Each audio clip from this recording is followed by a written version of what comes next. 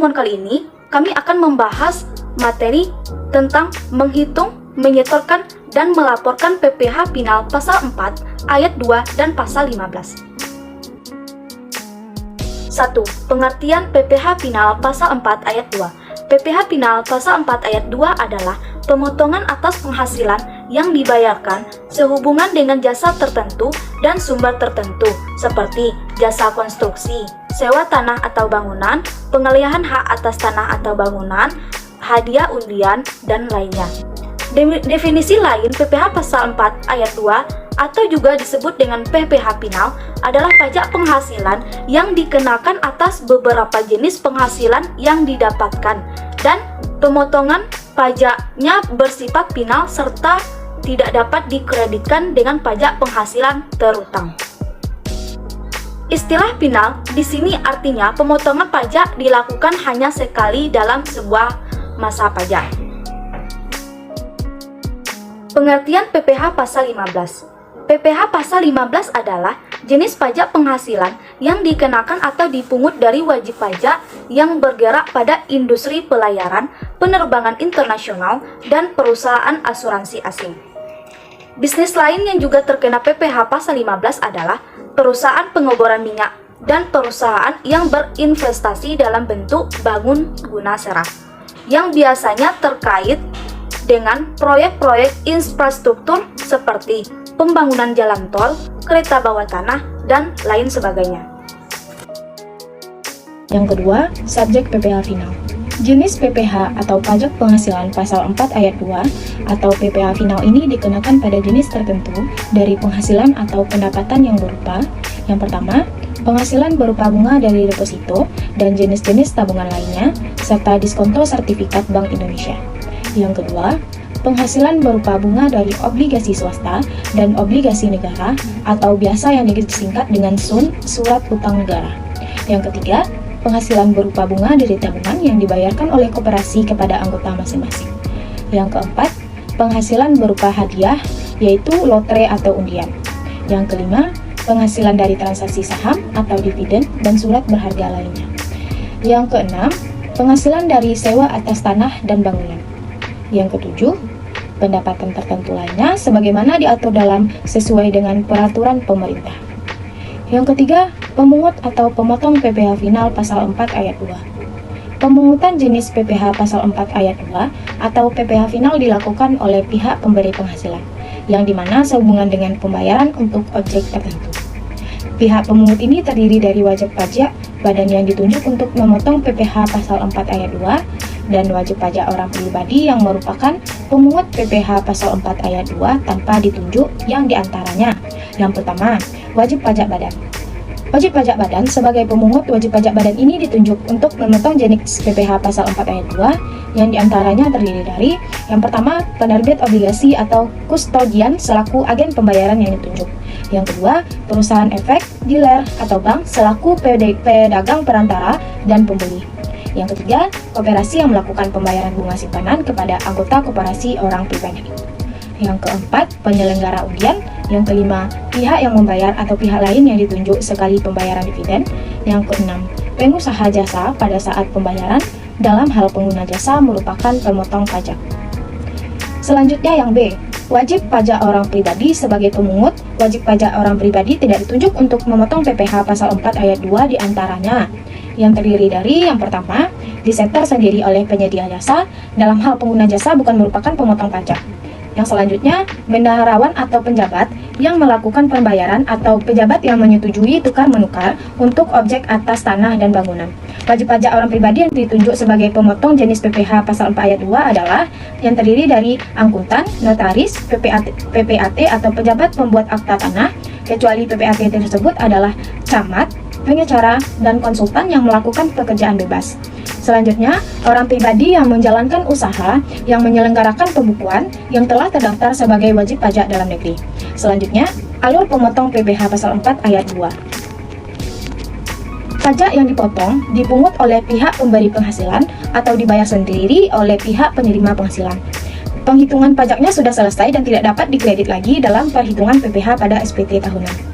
Selanjutnya, Jika WP menerima penghasilan yang merupakan objek pemotongan PPh pasal 4 ayat 2 dan pemberi penghasilan atau pemberi kerja juga merupakan pemotong PPh pasal 4 ayat 2, maka atas penghasilan yang diterima akan dipotong PPh pasal 4 ayat 2 oleh si pihak pemotong tersebut. Dan selanjutnya, apabila WP menerima penghasilan yang merupakan objek jenis PPh pasal 4 ayat 2 dan pihak pemberi penghasilan adalah orang pribadi, bukan pemotong, maka WP tersebut wajib menyetor sendiri PPh pasal 4 ayat 2 tersebut. Yang selanjutnya, pemotong PPh pasal 15. Pemotongan PPh pasal 15 adalah pemotongan pajak penghasilan yang dilakukan oleh pihak pemberi penghasilan kepada WP tertentu yang menggunakan norma perhitungan khusus.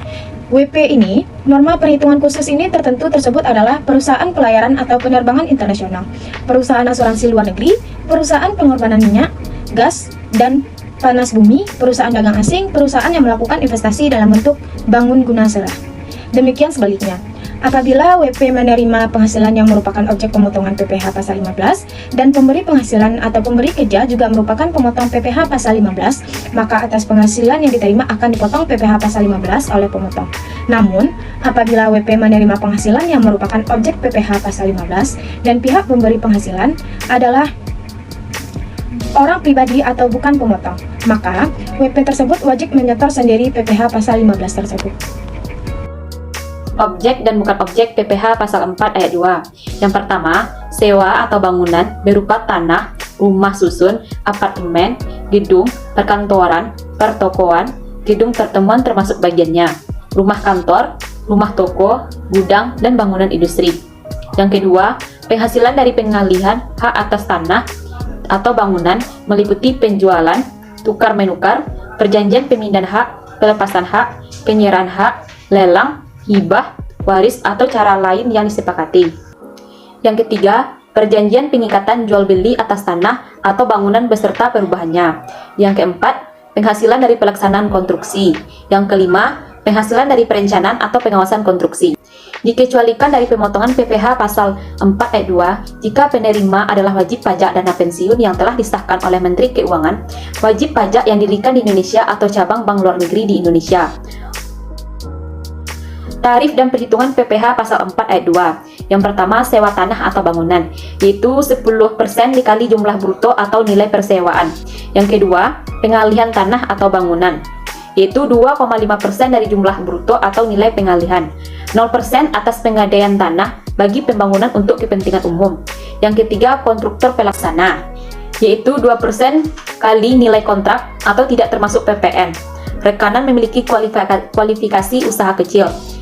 Yang kedua, 3% dikali nilai kontrak tidak termasuk PPM, rekanan memiliki kualifikasi usaha menengah atau besar.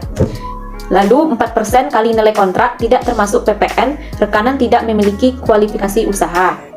Yang keempat, kontraktor perencana atau pengawas, yaitu 4% kali nilai kontrak tidak termasuk PPN atau rekanan memiliki kualifikasi usaha. Selanjutnya 6% kali nilai kontrak tidak termasuk PPN, rekanan tidak memiliki kualifikasi usaha.